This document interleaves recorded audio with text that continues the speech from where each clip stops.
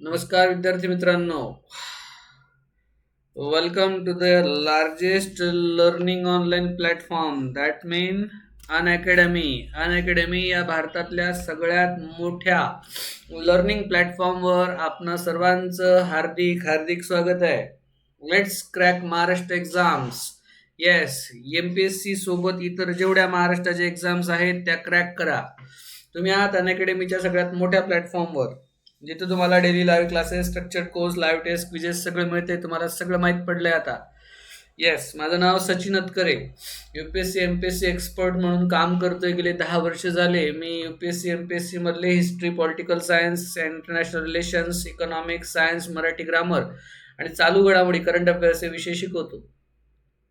जवळपास 1500 सेमिनार्स मी 1465 सेमिनार्स मी महाराष्ट्रामध्ये घेतले MPSC UPSCच्या अवेअरनेसच्या संदर्भामध्ये. Basically as a motivational speaker, personality development coach आणि बिझनेस कोच म्हणून काम केलं आहे. माझं ग्रॅज्युएशन नॉर्थ महाराष्ट्र युनिव्हर्सिटीमध्ये झालं आहे आणि माझं ग्रॅज्युएशनचा सब्जेक्ट होता तो political science and international relation हा टॉपिक माझा होता. तुम्हाला मोर इन्फॉर्मेशन माझ्या प्रोफाईलवर मिळेल अबाउटमध्ये. माझे जे दररोजच्या बॅचेस होतात, सकाळी 11 वाजता आधुनिक भारताचा इतिहास होतो, संध्याकाळी 6ला मॅरेथॉन चालू घडामोडी 10,000 सराव प्रश्नसंच आणि संध्याकाळी 9 वाजता मराठी व्याकरणाचे 10,000 प्रश्नसंच विश्लेषणासहित उत्तरे हे आपण घेत असतो. आता संध्याकाळी 6 आणि 9चं जे लेक्चर आहे विद्यार्थी मित्रांनो, हे जे माझं लेक्चर आहे हे कशावर आहे? हे लेक्चर आहे आपल्या अनअकॅडमीच्या प्लॅटफॉर्मवर. तुम्हाला तिथे यायचं आहे. आणि बघा, आता लवकरच आपण एक PSI ST ISO साठी एक फ्री बॅच चालू करतोय. ती प्रिलिमिनरी एक्झामला ओरिएंटेड बॅच आहे, फ्री स्पेशल बॅच आहे ती आपली, ज्यामध्ये आपण खास करून 11 ऑक्टोबर 2020ला जी कंबाईनची एक्झाम आहे त्याला फोकस केलेला आहे. परंतु ज्या विद्यार्थ्यांचं टार्गेट कंबाईनची परीक्षा 2021मध्ये द्यायची आहे किंवा 22मध्ये द्यायची आहे, ते विद्यार्थी सुद्धा ही बॅच लावू शकतात. यामध्ये आपण काय करतो, MCQच्या माध्यमातून तर सगळा सिलेबस कव्हर करतो विद्यार्थी मित्रांनो, ज्यामध्ये history, geography, polity, science, economics, current affairs हे सगळे सब्जेक्ट जे आहेत, इन्क्लुडिंग मॅथ, रिझनिंग, हे सुद्धा आपण त्या टॉपिकमध्ये कव्हर करतो. सगळे सब्जेक्ट हे विदिन टाईममध्ये त्याच्यामध्ये कव्हर होणार आहे.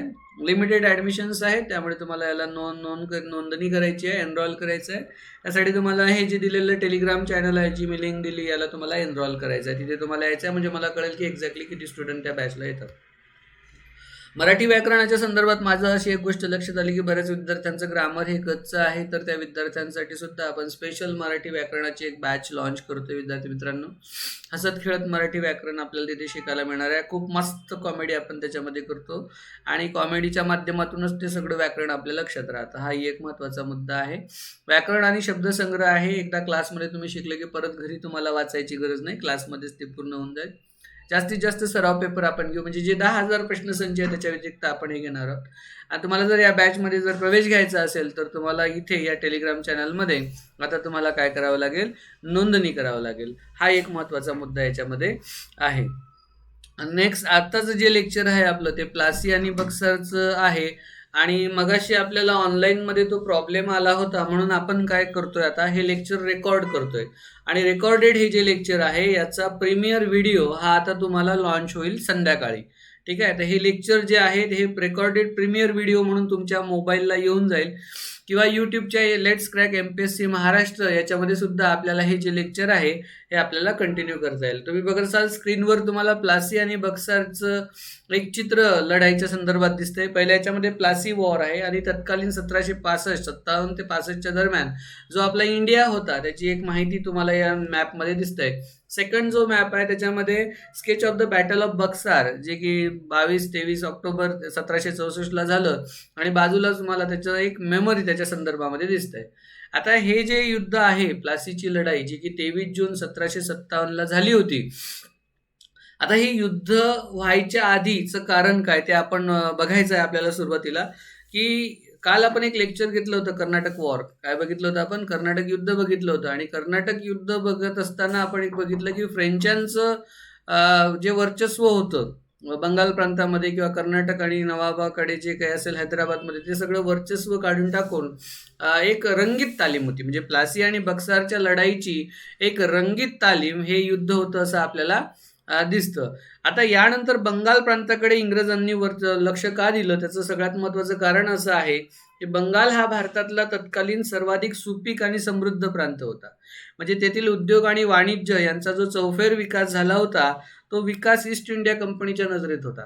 म्हणून ईस्ट इंडिया कंपनीने काय केलं, तत्कालीन त्या बंगालच्या नवाबासोबत एवढे छान संबंध निर्माण केले होते की त्या बंगालच्या नवाबाने इंग्रजांना म्हणजे ईस्ट इंडिया कंपनीला सगळं जे व्यापाराचे कर आहे ते कर माफ केले होते.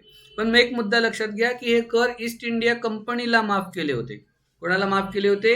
ईस्ट इंडिया कंपनीला कर माफ केले होते. परंतु ईस्ट इंडिया कंपनीचे अधिकारी जे खाजगी व्यापार करत त्यांना मात्र हे कर माफ नव्हते. म्हणजे त्यांना मात्र टॅक्सेशन लागत होते. त्यामुळे काय झालं की हे जे इंग्रज अधिकारी आहे हे नाराज झाले होते. परंतु हे काय करत मग इंग्रज अधिकारी त्या ईस्ट इंडिया कंपनीच्या व्यापाराच्या अंतर्गतच आपले कर आपले व्यापार व्यवसाय चालू ठेवत. त्यामुळे यात काय होत होतं की जो महसूल आहे तो महसूल हा बऱ्यापैकी बुडत होता. ब्रिटिश या नवाबाचा जो महसूल आहे तो बुडत होता. म्हणजे खाजगी व्यापारच्या करत होते. ऍक्च्युली कंपनीचा व्यापार करावा असा एक मेन मुद्दा होता. परंतु कंपनीचा व्यापार बाजूला राहिला आणि हे अधिकारी काय करत स्वतःचाच खाजगी व्यापार करत होते. म्हणजे हे दोन लोकांना लुटत होते. एकतर ब्रिटिश जे पार्लमेंट आहे इंग्लंड जे आहे तिथे ते लूट करतच होते, परंतु इथे त्या नवाबाला सुद्धा लुटत होते. ईस्ट इंडिया कंपनीचा व्यापार वेगळा आणि ईस्ट इंडिया कंपनीच्या कर्मचाऱ्यांचा व्यापार वेगळा, दोन वेगवेगळे व्यापार इथे होत होते. त्यामुळे नवाब जे होते तिथले अलीवर्दी खान असतील, मुर्शिद कुली खान असतील, यांनी त्यांच्यावर वचक ठेवण्याचा प्रयत्न केला, बऱ्यापैकी वचक ठेवला. परंतु 1756 मध्ये अलीवर्दी खानाच्या उत्तराधिकारी म्हणून त्याचा जो नातू आहे सिराजुद्दौला हा जेव्हा गादीवर आला तेव्हा मात्र यांनी ब्रिटिशांवर कडक निर्बंध लागले. आता हे जे निर्बंध होते, कारण याच्या कारकिर्दीमध्ये काय झालं की परिस्थिती एक्झॅक्टली हातागाईवर आली होती. म्हणजे मुर्शिद अली खानच्या कारकिर्दीमध्ये ज्या अटीवर इंग्रज व्यापार करत होते त्याच अटींवर त्यांनी तो आता करावा आणि त्या कडक अटी त्यांनी पाळाव्या असं याला वाटायचं. कोणाला? सिराजुद्दौलाला वाटायचं. मग इंग्रज याला हो म्हणतील का? कारण कालखंड भरपूर गेला होता. इंग्रजांनी काय केलं, याला नकार दिला. कारण दक्षिण भारतामध्ये इंग्रजांनी नुकतंच फ्रेंचांना गारद केलं होतं. त्यामुळे इंग्रजांना कुठेतरी असं वाटत होतं की नाही आपली ताकद खूप मोठी आहे. आणि त्यामुळे त्यांनी काय केलं की आपल्या व्यापारावरचा जो कर आहे तो नवाबाला नाही दिला. आणि त्यांनी काय केलं, उलट कलकत्त्यामध्ये नवाबाचे जे माणसं व्यापार करण्यासाठी येत असतील किंवा भारतीय इतर जे लोक कलकत्त्यामध्ये व्यापार करायला येत असतील तर या ईस्ट इंडिया कंपनीने काय केलं, त्यांच्यावर कर लागायला लागला. यांनी तर कर दिला नाहीच, उलट जे दुसरे आहे त्यांच्याकडनं कर आकारायला सुरुवात केली. म्हणजे चोर तो चोर वर शिरजोर असं आपल्याला त्याच्यामध्ये दिसतं. त्यामुळे जो नवाब आहे, तरुण नवाब खास करून, त्याला संताप आला, खूप जास्त संताप आला की हे अति होतंय असं त्याला वाटलं. आणि त्यांनी काय केलं, कंपनी कारभाराविषयी त्याच्या मनात एक वैरभाव निर्माण झाला. हा वैरभाव हळूहळू वाढतच गेला. त्यात एक कासिम बाजार तुम्हाला माहीत असेल. कासिम बाजार ही खूप मोठी असं म्हणूया आपण की बाजार व्यापारी वसाहत जी आहे ती व्यापारी वसाहत हे ब्रिटिशांनी त्यांच्या ताब्यामध्ये घेण्याचा प्रयत्न केला. परंतु काय झालं याच्यामध्ये की सुरुवातीच्या कालखंडामध्ये नवाबाच्या सैनिकांसमोर इंग्रजांना शरणागती घ्यावी लागली. कारण सिराजुद्दौलाने काय केलंय, सुरुवातीच्या कालखंडामध्ये इंग्रजांचं जे व्यापारी केंद्र होतं फोर्ट विल्यम, या फोर्ट विल्यमला वेढा दिला. त्यामुळे त्याला इंग्रजांना शेवटी काय शरणागती पत्करावी लागली. जवळपास 146 युद्ध कैद्यांना नवाबाने एक 250 चौरस फूट स्क्वेअर फूटच्या जागेच्या एका गरमीमधल्या खोलीमध्ये टाकलं आणि त्यामध्ये जवळपास 146 पैकी 123 इंग्रजांचा मृत्यू झाला. आणि ही इतिहासामध्ये अंधार कोठडीची घटना म्हणून प्रसिद्ध आहे. ऍक्च्युली ही खूप मोठी दुर्घटना आहे असं आपण म्हणूया. कारण त्यामध्ये अंधार कोठडीमध्ये गुदमरून त्या इंग्रजांचा मृत्यू झाला होता. त्यामुळे काय होणार, या घटनेचा काय होईल, बदला घेतला जाईल. येस, खून का बदला खून, सूड घेतला जाईल. आणि सूड घेण्यासाठी इंग्रजांचा तत्कालीन एक कर्तबगार अधिकारी रॉबर्ट क्लाइव्ह भारतामध्ये आला. तसं पाहिलं तर रॉबर्ट क्लाइव्हची पार्श्वभूमी आपण जर बघितली तर रॉबर्ट क्लाइव्ह भारतामध्ये इसवी सन 1750 मध्ये आला होता. कंपनीच्या सेवेमध्ये सुरुवातीला तो एक मद्रासच्या वखारीमध्ये काम करत होता. एक साधा लिपिक होता, साधा क्लर्क. परंतु त्याची कल्पक बुद्धिमत्ता, त्याचबरोबर त्याची वृत्ती जी आहे, जे महत्वाकांक्षा त्याची होती, ते बघून इंग्रजांनी त्याच्यावर खूप मोठी जबाबदारी सोपवली आणि बंगालच्या गव्हर्नरचं पद हे त्याच्याकडे देण्यात आलं. या घटनेचा अंधार कोठडीची जी दुर्घटना घडली त्या घटनेचा सूड घेण्यासाठी आणि इंग्रजांचं झालेलं नुकसान भरून काढण्यासाठी प्लासीची लढाई इथे एक नाम मात्र असं म्हणू. मेन म्हणजे अंधार कोठडीची जी दुर्घटना घडली त्या दुर्घटनेचा बदला घेण्यासाठी खऱ्या अर्थाने रॉबर्ट क्लाइव्ह भारतामध्ये आला. असं म्हटलं जातं की रॉबर्ट क्लाइव्ह हा भारतातील इंग्रजी सत्तेचा खरा संस्थापक आहे. आता यांनी काय केलं, जेव्हा हा क्लाइव्ह भारतामध्ये पोहोचला, खास याच्यामध्ये पोहोचला, कलकत्त्याला पोहोचला, तेव्हा कलकत्त्याचा ताबा सोपवलेला जो माणिकचंद आहे त्याला त्यांनी आपल्या बाजूने घेऊन घेतलं. म्हणजे माणिकचंदकडे जो कलकत्त्याचा ताबा होता तो त्यांनी त्याला लाच वगैरे दिली आणि कलकत्त्याचा जो ताबा आहे तो आपल्या ताब्यामध्ये घेऊन घेतला. परंतु आता अशा सिच्युएशनमध्ये सिराजुद्दौला हतबल झाला आणि हतबल झालेला सिराजुद्दौला आणि क्लाइव्ह यांच्यामध्ये कलकत्त्याला एक तह झाला आणि या तहानुसार इंग्रजांनी त्यांच्या व्यापारातील ज्या जुन्या सवलती होत्या त्या पुन्हा पुन्हा मिळवल्या आणि कलकत्त्याची लष्करच सिद्धता सिद्ध करण्याची त्यांना अनुमती मिळाली. त्याचबरोबर पहिल्या सुरुवातीला सिराजुद्दौलाने जो अटॅक यांच्यावर केला होता इंग्रजांवर, त्याचं जे नुकसान झालं ते नुकसान भरून काढण्याची जबाबदारी सुद्धा त्या काळामध्ये त्या सिराजुद्दौलावर होती आणि खूप सारी खंडणी त्याच्यातून त्यांनी वसूल केली. परंतु तरीही रॉबर्ट क्लाइव्ह जो आहे तो आक्रमक होता आणि आक्रमक वृत्तीचा जो रॉबर्ट क्लाइव्ह आहे त्यांनी कारस्थान रचलं. कारण एवढं सगळं सिराजुद्दौलाने दिलं तरी हा शांत नाही झाला, त्याला संपवायचंच होतं. म्हणून त्यांनी काय केलं, divide and rule he policy तेव्हा वापरली. फोडा जोडा राज्य करा ही पॉलिसी त्यांनी वापरली. नवाबाचा जो मुख्य सेनापती होता कोण, मीर जाफर, याला त्यांनी आमिष दाखवलं. कुठलं आमिष दाखवलं, नवाब पदाचं आमिष दाखवलं आणि त्याला आपल्याकडे वळवून घेतलं. परंतु क्लाइव्ह आणि त्याचं सैन्य हे जे आहे ते या सगळ्या पार्श्वभूमीवर नवाबाच्या विरुद्ध मग युद्ध करायला आपल्या मुर्शिदाबादकडे निघाले, जिथे त्यांना युद्ध करायचं होतं.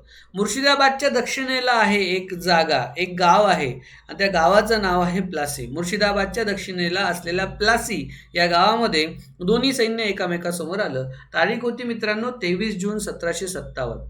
या दिवशी बंगालचा नवाब सिराजुद्दौला हा त्याच्या सैन्यानिशी आला आणि इकडून रॉबर्ट क्लाइव्ह त्याच्या सैन्यानिशी आला. परंतु यामध्ये काय झालं, ज्या सिराजुद्दौलाचा सेनापती आहे म्हणजे सैन्य जो सांभाळतो मेन मीर जाफर, हा तटस्थ राहिला, तो युद्धामध्ये उतरलाच नाही. युद्ध कोणामध्ये झालं, फक्त नवाब सिराजुद्दौलाची जी फौज होती त्याची एक तुकडी होती ती तुकडी लढली फक्त.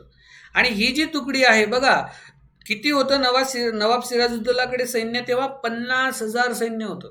या 50,000 सैन्याचं नेतृत्व कोणाकडे दिलं, एका फितूर माणसाकडे, मीर जाफरकडे ते नेतृत्व दिलं. आणि हा विचार करा, युद्ध जर सुरू झालं तर हे 50,000 सैन्य लढेल का, नाही. या 50,000 सैन्यापैकी फक्त नवाबाच्या एका तुकडीने हल्ला केला, बाकीचं जे सैन्य आहे ते शांत बसलं, ते मात्र युद्धामध्ये उतरलं नाही. परंतु नवाबाची जी तुकडी होती त्या तुकडीचं ज्यांनी नेतृत्व केलं होतं त्याचं नाव होतं मीर मदान. आणि या मीर मदान एवढ्या शौर्याने लढत होता की नवाबाच्या त्या एका तुकडीने रॉबर्ट क्लाइव्हच्या तुकडीला मागे फेकलं होतं युद्धामध्ये. म्हणजे वरचढ कोण ठरलं होतं बघा, 50,000 सैन्यापैकी काही सैन्य फितूर जरी झालं तरी एका तुकडीने इंग्रजांना मेटाकुटीस आणलं होतं, हा इतिहास आहे. परंतु या सगळ्या घडामोडीमध्ये अचानक मीर मदान याला एक बंदुकीची गोळी लागते आणि गोळी लागल्यानंतर तो मारला जातो. त्यामुळे नवाबाच्या सैन्यामध्ये अफरातफर माजते आणि त्यामध्ये मीर जाफरच्या सल्ल्यानुसार नवाब काय करतो, मीर जाफर काय म्हणतो की तोपर्यंत याला कळून येतात की काय आहे. मीर जाफर त्या नवाबाला सांगतो की तुम्ही इथून निघून जा, काही सैन्याला घेऊन तुम्ही इथून निघून जा, बाकी मी सगळं सांभाळून घेतो. मीर जाफर हा नवाब सिराजुद्दौलाला असा सल्ला देतो. नवाब सिराजुद्दौला निघून जातो, त्याला असं वाटते मीर जाफर इकडे युद्ध लढेल, परंतु हा काही युद्धामध्ये उतरतच नाही.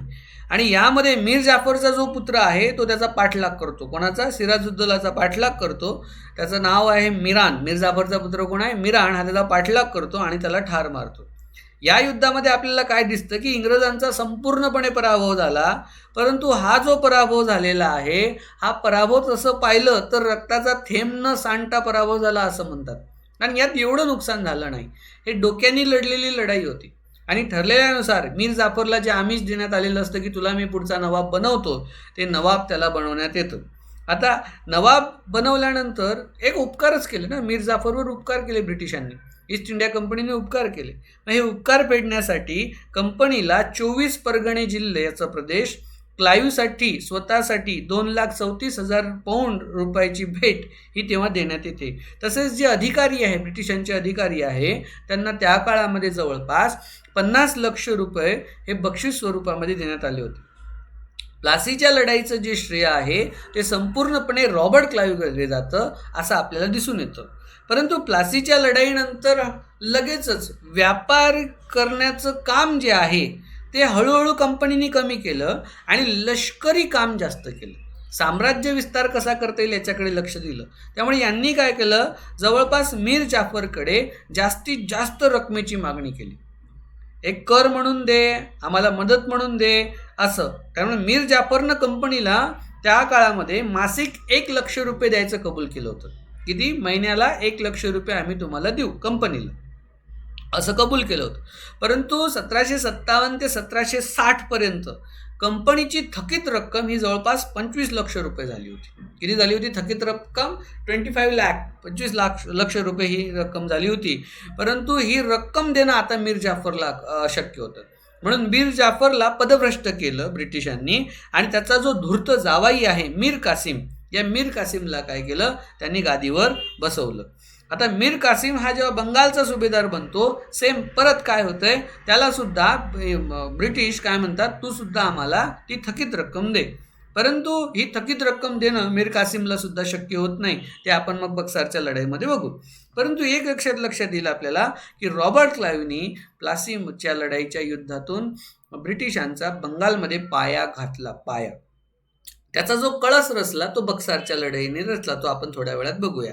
परिणाम काय होतो की ब्रिटिशांना स्वतःवर कॉन्फिडन्स आला, एक आत्मविश्वास आला की आपण आता लढू शकतो. आणि हे लढणारं सैन्य निर्माण करण्यासाठी त्यांनी पुढचा जो प्रकार आहे तो सुरू केला. म्हणजे भारतामध्ये मुलकी सेवेत सुधारणा करणारा पहिला व्यक्ती हा क्लाईव्हच होता असं आपल्याला दिसतं. त्यामुळे रॉबर्ट क्लाईव्ह जो आहे त्याला हिंदुस्थानचा फ्रेडरिक द ग्रेट असं म्हणतात. काय म्हणतात त्याला? हिंदुस्थानचा फ्रेडरिक द ग्रेट. भारतातील इंग्रजी सत्तेचा खरा पाया जो आहे तो त्यांनी घातला. परंतु त्यांनी काय केलं, या सगळ्या परिस्थितीमध्ये खूप मोठा भ्रष्टाचार केला. कंपनी जो व्यापार करायची तो वेगळा, कंपनीचे अधिकारी जो व्यापार करायचे खाजगी व्यापार तो वेगळा.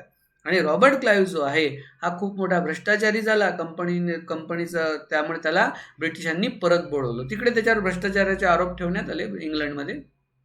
त्याच्यामध्ये तो दोषी होता. नंतर त्याला शिक्षासुद्धा त्या कालखंडामध्ये झाली. तो गेल्यानंतर 1760 बंगालचा गव्हर्नर झाला लॉर्ड हॉलवेल. कोण झाला? Lord Holwell. 1760 ते 65 या काळामध्ये बंगालचा गव्हर्नर हा लॉर्ड वेन्सिस्टार्ड हा झाला. ठीक आहे, कालखंडामध्ये 2 झाले. नंतर 1763 पॅरिसचा जो तह झाला होता, मी तुम्हाला कालच्या लेक्चरमध्ये घेतलं, त्यानुसार पॉंडिचेरी जे आहे ते इंग्रजांनी फ्रेंचांना परत केलं. परंतु या कालखंडामध्ये जे बक्सारचं युद्ध झालं, सेकंड जी महत्त्वाची थिंग आहे, महत्त्वाची गोष्ट आहे ती म्हणजे बक्सार, बिहार प्रांतामध्ये असणारं हे आहे.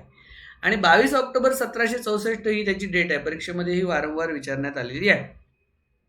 ऑक्टोबर 1765 मेजर मनरो, नाव लक्षात घ्या विद्यार्थी मित्रांनो, मेजर मनरो याच्या अधिपत्याखाली 3 vs 1 मुघल बादशाह शाह आलम, अवधचा नवाब शुजाउद्दौला, मीर कासिम यांच्या विरुद्ध इंग्रज लढले. 3 एकत्रित फौजा वर्सेस एकटे इंग्रज. आणि यामध्ये माहिती आहे विजय कोणाचा झाला? विजय इंग्रजांचा झाला. प्लासीच्या लढाईमध्ये ब्रिटिशांनी डोकं वापरलं, म्हणजे त्यांचं युद्ध कौशल्य दिसलं नाही, डोकं दिसलं. परंतु बक्सारच्या लढाईमध्ये त्यांचं डोकं दिसलं. त्यांचं काय दिसलं? डोकं दिसलं. त्यामुळे हे जे युद्ध आहे, सेकंड जे युद्ध झालेलं आहे बक्सारची लढाई ज्याला आपण म्हणतो, यात ब्रिटिशांची खरी ताकद दिसली. एक महत्त्वाचं आहे की शुजाउद्दौला हा जर एकटा जरी पकडला आपण, तुम्हाला माहित आहे 3ऱ्या पानिपतच्या युद्धामध्ये जर शुजाउद्दौला हा अहमद शाह अब्दालीला हेल्प करायला गेला नसता किंवा त्यांनी मराठ्यांना जर कदाचित मदत केली असती तर कदाचित त्या युद्धाचा निकाल हा खूप वेगळा असता. परंतु तुम्हाला मी त्याचं एकत्रित सैन्य सांगतोय की जवळपास 1,40,000 सैन्य एकट्या अवधच्या नवाब शुजाउद्दौलाकडे होतं. तरी सुद्धा मुघल बादशाचं सैन्य वेगळं, शाह आलमचं, मीर कासिम जो बंगालचा नवाब आहे त्याचं सैन्य वेगळं, आणि सगळ्यात जास्त तर या नवाबाचं होतं 1,40,000 सैन्य असून देखील ते इंग्रजांच्या तोफे पुढे टिकू शकले नाही. हे जे युद्ध आहे, या युद्धामध्ये त्याचा पराभव झाला. जो बादशाह शाह आलम आहे तो काय करणार, इंग्रजांना सरळ सरळ शरण जाणार. बादशाचं तेच काम होतं मुघल बादशाचं, बस शरणच जाणे. आणि 1707 जसं औरंगजेबाचं निधन झालं त्यानंतर मुघलांना तसा बादशाह मिळालाच नाही, जे 1707च्या आधी बादशाह होते. शुजाउद्दौला हा हतबल झाला आणि जो मीर कासिम आहे तो पळून गेला. मीर कासिम काय आहे, तो पळून गेला. या लढाईमध्ये विजय जो झाला इंग्रजांचा, त्यामुळे त्यांचा बक्सारच्या लढाईने पाया हा मजबूत झाला. पाया कधी घातला गेला, प्लासीच्या लढाईने. पाया कधी मजबूत झाला, बक्सारच्या लढाईने. या लढाईनंतर अवधच्या नवाबाकडून फक्त अलाहाबाद आणि कोरा हे 2 जिल्हे तसेच युद्ध खर्च म्हणून जवळपास 60 लक्ष रुपये वसूल करण्यात आले. बघा, त्या काळातले 60 लक्ष म्हणजे आपल्या आजच्या काळातले हजारो करोड रुपये ती रक्कम होते. युद्ध समाप्त झाल्यानंतर याचा बेनिफिट इंग्रजांना काय मिळाला, बिहार हे थोडंफार उत्तरेकडचं आहे, त्यामुळे उत्तर प्रांतामध्ये पहिल्यांदा उत्तर भारतातल्या राजकारणामध्ये ब्रिटिशांचा प्रवेश झाला असं आपल्याला दिसून येतं. शुजाउद्दौलाचा पराभव केल्यानंतर उत्तर भारतामध्ये ब्रिटिशांना असा कोणताही शक्तिशाली शत्रू नव्हता आणि तशी त्यांना भीतीही नव्हती. या लढाईनंतर बंगाल, बिहार आणि ओरिसाची संपूर्ण राजकीय, आर्थिक आणि लष्करी सत्ता ही आता इंग्रजांच्या हातामध्ये आली. आणि मग मुघल बादशाह शाह आलम जो आहे, त्या शाह आलमने कंपनीस बंगालच्या दिवाणीचे फरमान दिले. आणि आता दिवाणीचे फरमान देणं म्हणजे काय, जे दिवाणी आणि महसुली अधिकार ज्याला आपण म्हणतो, ते सगळे अधिकार हे आता कोणाच्या हातामध्ये आले, इंग्रजांच्या हातामध्ये आले. हा खूप महत्त्वाचा मुद्दा याच्यामध्ये आपल्याला दिसतोय. बघा, प्लासीची जी लढाई आहे किंवा बक्सारची जी लढाई आहे, याचे परिणाम आपल्याला कॉमन दिसतात. कारण हे जे परिणाम आहे, या परिणामानंतर जी नंतरची राज्यव्यवस्था निर्माण झाली, त्यामध्ये सगळ्यात महत्त्वाचं म्हणजे काय असेल तर बंगालमध्ये आलेली दुहेरी राज्यव्यवस्था. ते आपण एका स्पेशल लेक्चरमध्ये बघूया. 1765 मध्ये परत एकदा क्लाईव्ह आला होता बंगालच्या गव्हर्नरपदी आणि त्यांनी काय केलेलं आहे, मग मिळालेल्या सत्तेच्या आधारे त्याचं काम हे पुढे अजून सोपं बनवलं. सगळ्यात महत्त्वाचं, हे ज्या लढाया झाल्या, या दोन्ही लढायांमध्ये, बक्सारच्या लढाईमध्ये खास करून ज्या तिघांच्या एकत्रित सैन्याचा जो पराभव झाला, भारताच्या इतिहासातील अतिशय निर्णायक लढायांपैकी ही एक लढाई होती, बक्सारची लढाई असं म्हटलं जातं. कारण त्यामध्ये निर्णायक आणि विशेष लढाई काय, कारण त्यामध्ये कोणत्याही दोन प्रमुख भारतीय सत्तांच्या संयुक्त सैन्यांपेक्षा इंग्रजांचं सैन्य श्रेष्ठ आहे हे सिद्ध झालं होतं. आता बिहार, बंगाल आणि ओरिसा प्रांतातील इंग्रजांचं स्थान जे आहे ते अतिशय दृढ झालं होतं आणि अयोध्येचं जे काही अस्तित्व असेल ते त्यांच्या मर्जीवर अवलंबून होतं. हे खूप महत्त्वाचा मुद्दा याच्यामध्ये आपल्याला शिकायला मिळतो. अयोध्येचा जो नवाब आहे, मी तुम्हाला सांगितलं की खंडणीपोटी त्याला किती पैसे द्यावे लागले होते, हाही एक महत्त्वाचा मुद्दा याच्यामध्ये आपल्याला शिकायला मिळतो. विद्यार्थी मित्रांनो, या दोन्ही लढायांचं महत्त्व असं आहे की तत्कालीन ब्रिटिश इतिहासकार एडवर्ड थॉम्सन आणि G.T. गॅरेट लिहितात की क्रांती घडवून आणणे हा जगातील सर्वाधिक किफायतशीर खेळ असल्याचं मानलं जातं आहे. कोर्टेज आणि पिझारो यांच्या काळातील स्पॅनिश लोक सोन्याच्या हव्यासाने वेडे झाले होते, तसा हव्यास पुन्हा एकदा पाहायला मिळाला आपल्याला या निमित्ताने. आता इंग्रजांची तीच गत झालेली आहे. बंगालच्या रक्ताचा एक एक थेंब जोपर्यंत शोषून घेतला जात नाही, तोपर्यंत बंगालला स्वास्थ्य लाभणार नाही. म्हणजेच काय, थोडक्यात बंगालचं जीव घेणं शोषण केल्यानंतरच बंगालमध्ये शांतता नांदणार आहे, असा एक मेसेज ब्रिटिशांनी या निमित्ताने दिलं. हाही एक महत्त्वाचा मुद्दा याच्यामध्ये आपल्याला शिकायला मिळतो. दोन्ही जे आहे त्याच्यामध्ये भारतीय सत्ताधीशांची याच्यामध्ये आपल्याला काय दिसते, कमजोरी सुद्धा दिसून येते. 1765 मध्ये बंगालमध्ये जी दुहेरी राज्यव्यवस्था आली ती खूप महत्त्वाची आहे. कारण 1765 मध्ये ईस्ट इंडिया कंपनी ही खऱ्या अर्थाने बंगालची मालक बनली आणि बंगालच्या संरक्षणाची मग सर्व जबाबदारी ही त्यांच्यावर आली. सर्वोच्च सत्ता या नात्याने ती कोणाकडे होती, कंपनीकडे होती. परंतु जो नवाब होता तो आपल्या अंतर्गत आणि बाह्य सुरक्षेसाठी 100% हा कोणावर अवलंबून असणार, त्या इंग्रजांवरच अवलंबून असणार. दिवाण या नात्याने, दिवाणाचं काम काय असतं तेव्हा रेव्हेन्यू गोळा करायचं, या नात्याने कंपनी बंगालचा महसूल हा प्रत्यक्ष वसूल करत असेल, तर जो नायब सुभेदार आहे त्या नायब सुभेदाराचा नामनिर्देशित करण्याचा अधिकाराचा उपयोग करून निजामत किंवा पोलीस आणि न्यायदानविषयक सर्व अधिकार हे काय करत आपल्या हातामध्ये. इतिहासामध्ये ही व्यवस्था दुहेरी राज्य व्यवस्था म्हणून, म्हणजे काय करायचं, सगळा रेव्हेन्यू तू गोळा करायचा आणि त्याचा फायदा आम्ही करून घ्यायचा, दुहेरी अधिकार याला म्हणतात. इंग्रजांना या व्यवस्थेचा खूप मोठा फायदा झाला. म्हणजे जास्त अधिकार आपल्या हातामध्ये असले तरी ती अधिकाराची जबाबदारी त्यांच्याकडे नव्हती. शासनाच्या दुबळेपणाचा दोष हा त्यांना भारतीयांच्या माथी मारता येत असे, मात्र त्याचा फायदा जो आहे तो इंग्रजांना मिळत असेल. बंगाली जनतेला मात्र या सगळ्या परिस्थितीमध्ये खूप जास्त नुकसान झालं, कारण त्यांच्या कल्याणाची काळजी ना त्या बंगालच्या नवाबाला होती ना कोणाला होती, त्या ब्रिटिशांना होती. संपूर्ण बंगाल जो होता विद्यार्थी मित्रांनो, तो आता कंपनीच्या सेवकांच्या ताकदीत सापडला होता. त्यामुळे कंपनीचे जे लोक आहेत ते जास्तीत जास्त या लोकांवर जुलूम करायला लागले, बंगालच्या जुलूम जबरदस्ती करायला लागले. स्वतः क्लाईव्ह काय म्हणतो माहित आहे का, की असे अराजक, गोंधळ, लाचखोरी, भ्रष्टाचार आणि पिळवणूक किंवा अशा लुटारू वृत्तीने अनेकांनी अन्याय आणि लुटमार करून एवढ्या मोठ्या प्रमाणात संपत्ती जमवल्याचे बंगालशिवाय अन्य कोणत्याही देशात पाहिले किंवा ऐकले नव्हते. कोण म्हणते असं? Robert Clive.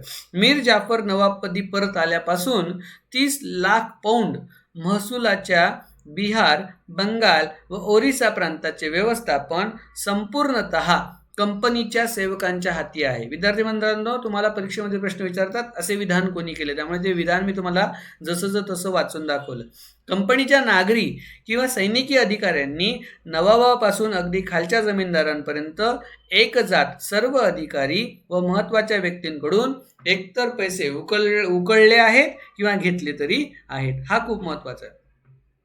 आता यामध्ये सगळ्यात जास्त बेनिफिट कोणाचा झाला असेल तर ईस्ट इंडिया कंपनीचा झाला असं म्हणण्यापेक्षा ईस्ट इंडिया कंपनीच्या अधिकाऱ्यांचा याच्यामध्ये सगळ्यात जास्त बेनिफिट झाला. त्यांनी काय केलं, आपापल्या परीने खूप मोठी संपत्ती जमवली आणि बंगालच्या संपत्तीचा निचरा केला.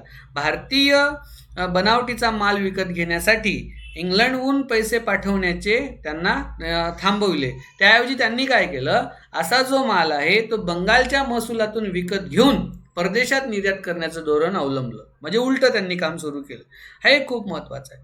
1766 ते 1768 या 3 वर्षाच्या काळात जवळपास बंगालमधून 57 लाख पौंड इतक्या संपत्तीचा निचरा झाला अशी इतिहासामध्ये नोंद आहे. दुहेरी प्रशासनाचा उपयोग याच्यामध्ये झालेला दिसतो, परंतु याचा फायदा हा ब्रिटिशांना झाला. दुर्दैवाने बंगाल जो भारतातला एकेकाळचा सगळ्यात मोठा विकसित असा प्रांत होता, त्या प्रांताचं मात्र याच्यामध्ये खूप मोठं नुकसान झालं असं आपल्याला पाहायला मिळतं. बंगाल हा दरिद्री झाला, बंगालची पूर्ण दमछाक झाली. इसवी सन 1770 बंगालमध्ये योगायोग त्या कालखंडामध्ये भयानक दुष्काळ पडला होता. या दुष्काळाचे जेवढे भयानक परिणाम हे बंगालच्या जनतेवर पडले, तेवढे भयानक परिणाम मानवी इतिहासामध्ये मला तरी असं वाटते अन्य कोणत्याही दुष्काळात घडून आले नसतील. लाखो लोक उपासमारीने तडफडून त्या काळामध्ये मृत्यू पडले होते आणि या विनाशकारी दुष्काळाने बंगालाची जवळपास 1/3 लोकसंख्या जी आहे ती जवळपास गारच झाली होती. किती? 1/3. पावसाच्या अभावामुळे जरी हा दुष्काळ पडला असं जरी दिसत असलं तरी कंपनीच्या आखलेल्या धोरणांमुळे त्या दुष्काळाचं सगळ्यात जास्त नुकसान झालं होतं. दुष्काळाचे त्याचे जे परिणाम आहेत ते अतिशय गंभीर होते. दोन्ही बघा, दोन्ही युद्ध तुम्हाला काय शिकवतात, दोन्ही युद्ध काय सांगतात की ब्रिटिशांची एकतर धूर्त कामगिरी, चालू कामगिरी ज्याला आपण म्हणू, ब्रिटिशांचं डोकं हे आपल्याला इथे दिसून येते. प्लासी आणि बक्सारची लढाई जी आहे ती प्लासी आणि बक्सारच्या लढाईनंतर ब्रिटिशांचं स्वतःवरचा विश्वास हा खूप जास्त प्रमाणामध्ये वाढला होता. ते आता काही करू शकत होते, कारण त्यांचे जे विरोधक आहेत ते बऱ्यापैकी हे संपले होते. आणि एकंदरीत मग त्यांनी व्यापार हे धोरण मागे ठेवलं. काय केलं? व्यापार हे धोरण मागे ठेवलं आणि लष्कर उभारण्यावर त्यांनी लक्ष दिलं. काय केलं? लष्कर उभारण्यावर लक्ष दिलं. लष्करामध्ये जे वरिष्ठ अधिकारी आहे ते इंग्रज असत आणि जे कनिष्ठ शिपाई आहेत, सैनिक आहेत, ते भारतीय लोक असेल. त्यांनी 2 ठिकाणी लक्ष दिलं. एक, लष्कर उभारा. नंबर 2, आता साम्राज्य विस्तार करा. आता काय करा? साम्राज्य विस्तार. टप्प्याटप्प्यामध्ये आपलं त्याच्या संदर्भात एक स्पेशल लेक्चर सुद्धा आहे. त्याच्यामध्ये काय आहे, टप्प्याटप्प्यामध्ये त्यांनी आपलं स्वतःचं साम्राज्य विस्तार उभारलं. साम्राज्य विस्तार उभारत असताना जे प्रमुख सत्ताधीश आहे भारतातले, त्यांचा त्यांनी नायनाट केला. आपलं एक लेक्चर त्याच्या संदर्भात, प्रत्येकासोबत त्यांचे झालेले युद्ध, मराठ्यांसोबत, शिखांसोबत, ब्रह्मदेशासोबत, अफगाणिस्तानसोबत, हे सगळे वार आपण एक स्पेशली शिकूया त्याच्यामध्ये. परंतु इतिहासामध्ये या 2 युद्धांमुळे ब्रिटिशांना खूप मोठा फायदा झाला. तुमच्या लक्षात येत आहे? प्लासी आणि बक्सारची जी लढाई आहे, लक्षात घ्या. बंगालवरील वर्चस्व, कासिम बाजार काय आहे ते मी तुम्हाला सांगितलं. अंधार कोठडीची दुर्घटना कशी होती तेही सांगितलं. रॉबर्ट क्लाईव्हचं महत्त्व तुम्हाला सांगितलं. सिराजुद्दौला नेमका काय होता, त्याचं महत्त्व काय ते सुद्धा आपण बघितलं. मीर जाफर, मीर कासिमची कामगिरी आणि परिणामसुद्धा बघितला. बक्सारच्या लढाईमध्ये आपण बघितलं की बिहार प्रांतामध्ये एक्झॅक्टली काय घडलं, किती सैन्य कोणाचं होतं तेही आपण आजच्या लेक्चरमध्ये बघितलं. लष्करी ताकद कोणाचा वाढवायची होती तेही मी तुम्हाला सांगितलं. आणि मेजर अधिकारी मनरो, त्याची कामगिरी या युद्धामध्ये खूप महत्त्वाची आहे, कारण तो लढला याच्यामध्ये.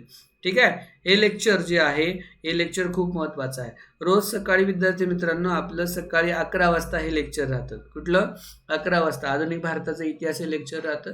संध्याकाळी 6ला आपल्याला परत एकदा भेटायचं आहे. मराठी व्याकरणाचं लेक्चर आहे चालू घडामोडीचं, आणि 9ला मराठी व्याकरणाचं. लवकरच विद्यार्थी मित्रांनो मी एक बॅच लॉन्च करतोय PSI ST ISOच्या संदर्भामध्ये. त्या बॅचला तुम्हाला जर जॉईन करायचं असेल तर एनरॉल करा तुमचे सगळे नावं. स्ट्रॅटेजी लेक्चर आहे सकाळी 11 वाजता. सकाळी आपण टायमिंग ठरवू त्याचा 11 ऑक्टोबरच्या एक्झामसाठी. खूप मस्त लेक्चर असणार आहे.